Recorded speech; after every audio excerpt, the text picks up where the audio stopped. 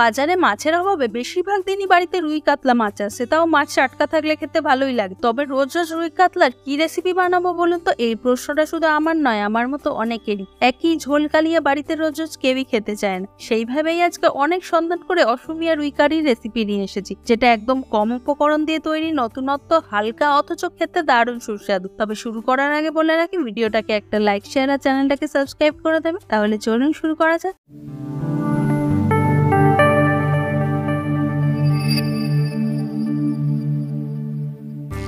প্রথমে 6 টুকরো রুই মাছের রিং পিস নিয়ে নিয়েছি। এই রুই মাছটা খুব বেশি বড় নয়, ধরুন একটা পিস 30 থেকে 40 গ্রাম হবে। মাছগুলো প্রথমেই নুন, হলুদ, লঙ্কার গুঁড়ো মাখিয়ে আধা ঘন্টার জন্য ফ্রিজে রেখে দেব। লঙ্কার গুঁড়োটা অপশনাল, আপনারা চাইলে নাও দিতে পারেন। আপনারা চাইলে এর থেকে বড় আকারের মাছ দিয়েও এই রান্নাটা করতে পারেন, তবে অবশ্যই একদম টাটকা হতে হবে, তবেই এই ঝোলের আসল টেস্ট পাবেন। সত্যি কথা বলতে কি, মাছ টাটকা হলে খুব কম উপকরণ দিয়েও মাছের ঝোল খুব সুস্বাদু হয়। আগেই বলেছি এই রান্নায় উপকরণ লাগবে খুব কম, তার মধ্যে একটা প্রধান উপকরণ হলো আলু।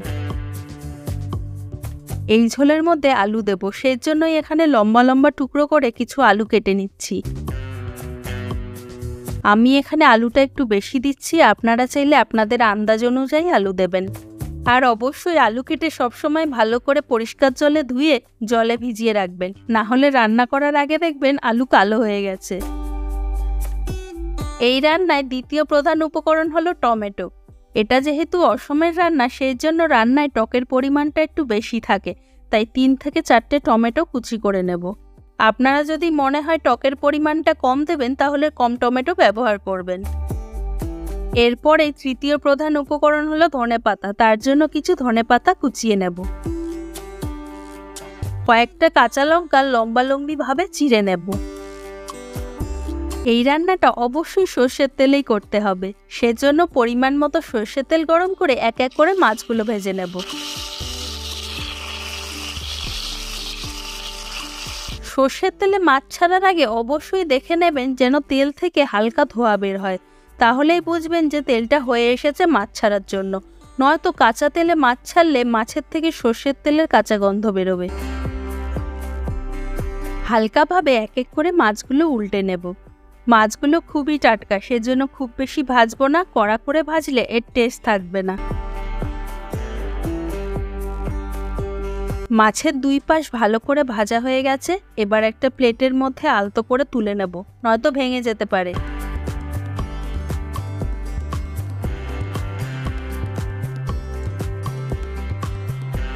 এই মাছ ভাজার তেলের মধ্যেই এবার আলুগুলো ভেজে নেব।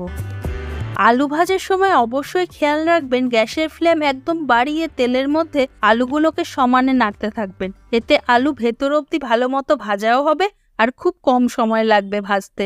এরই মাঝে শুধু সামান্য লবণ দিয়ে দেব, এতে আলুর ভেতরে লবণ ভালো মতো ঢুকবে আর ভাজাও তাড়াতাড়ি হবে। গ্যাসের ফ্লেম কমিয়ে রেখে কখনোই আলু ভাজবেন না, তাহলে আলুর ভেতরে অনেকটাই তেল টেনে নেবে আর ভাজতেও দেরি হবে। আলুগুলো নরম করেই ভাজবো, যাতে ঝোলের মধ্যে বেশিক্ষণ ফোটাতে না হয়। ভাজা হয়ে গেছে, এবার একটা বাটিতে তুলে নেব। আলুগুলো তোলা হয়ে গেছে, এই তেলের মধ্যে এবার দিয়ে দেব সামান্য মেথি দানা, কালো সর্ষে, কালো জিরে,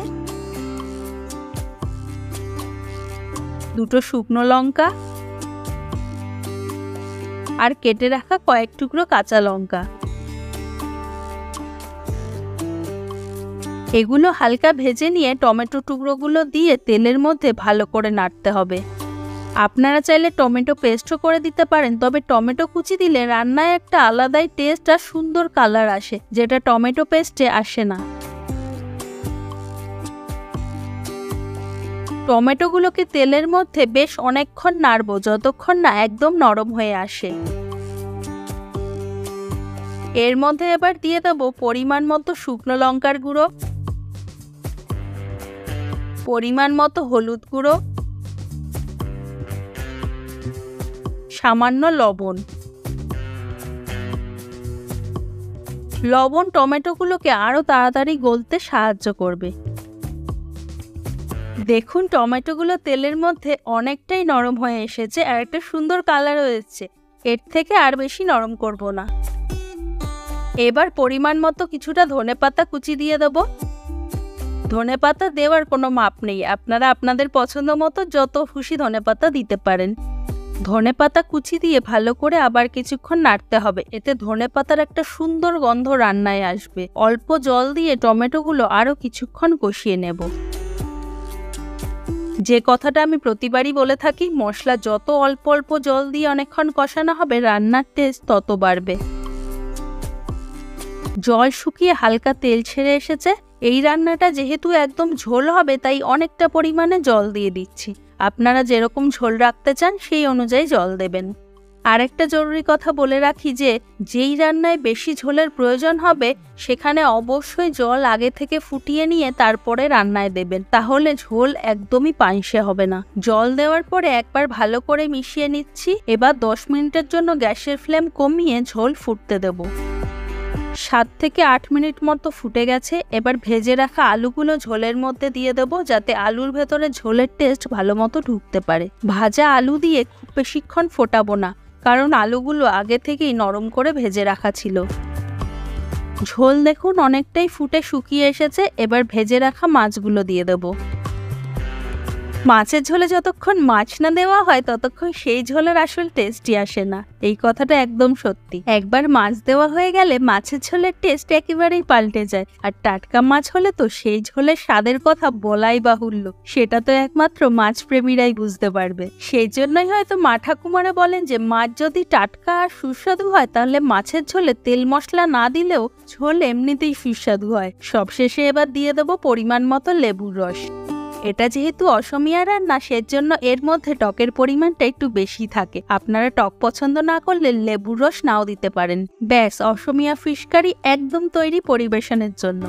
এই রান্নাটা কিন্তু হালকা টক হলেও খেতে দারুণ সুস্বাদু। একঘেয়ে ঝোলঝাল খাওয়ার থেকে যদি আপনারা বোর হয়ে যান তাহলে অবশ্যই এই রান্নাটা ট্রাই করুন, ভাতের সাথে দারুণ লাগবে খেতে। আর রেসিপিটা ভালো লাগলে জানেনই তো কি করতে হবে, ভিডিওটাকে একটা লাইক, শেয়ার আর চ্যানেলটাকে সাবস্ক্রাইব করে দেবেন।